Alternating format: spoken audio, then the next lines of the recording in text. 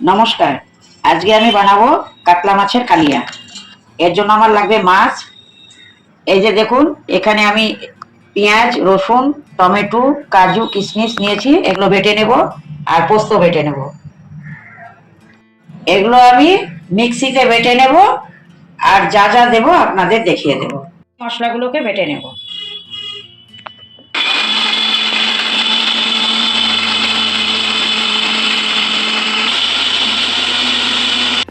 মশলাগুলো বাটা হয়ে গেছে আমার।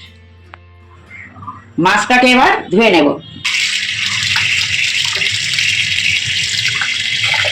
মাছগুলোকে 3 থেকে 4 বার আমি ভালো করে ধুয়ে নেব। আমার মাছ ধোয়া হয়ে গেছে। এর মধ্যে হলুদ, লবণ আর সরষের তেল মেখে নেব।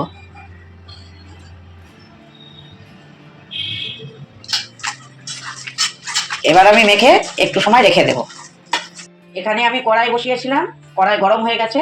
এবার তেল দেব, সরষের তেল। এবার আমি মাছগুলোকে ভেজে নেব।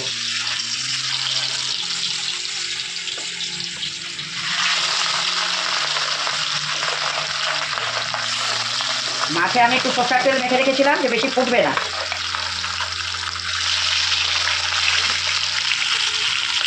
এখানে মাছগুলো ভাজা হয়ে গেছে, আমি আস্তে আস্তে উঠিয়ে দেব।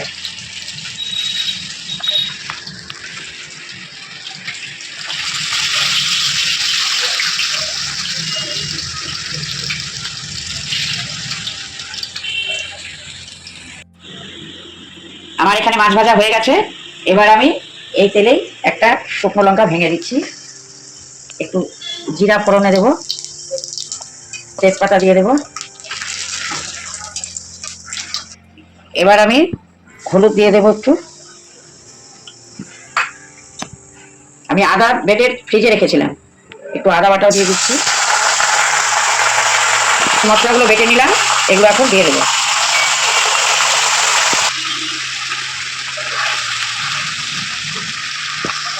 এর মধ্যে আমি একটু জিরার গুঁড়ো, ধনে গুঁড়ো,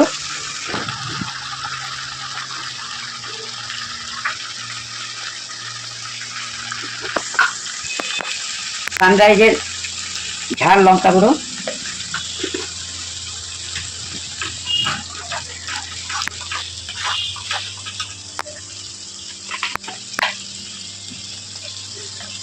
একটু কাশ্মীরি লঙ্কার গুঁড়ো দিয়ে দিলাম।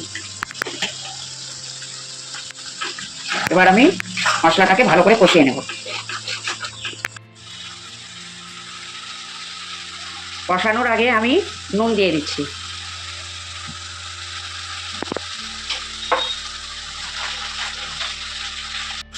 এখানে আমি অল্প একটু চিনি দিয়ে দিলাম।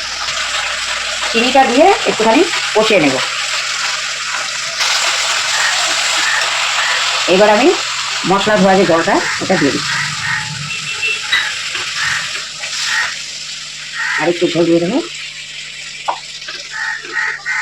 এবার আমি মাছগুলোকে দিয়ে দেবো।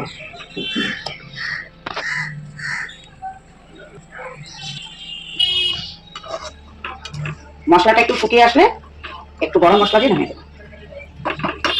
এবার একটু আমি গরম মশলা দিয়ে দিচ্ছি।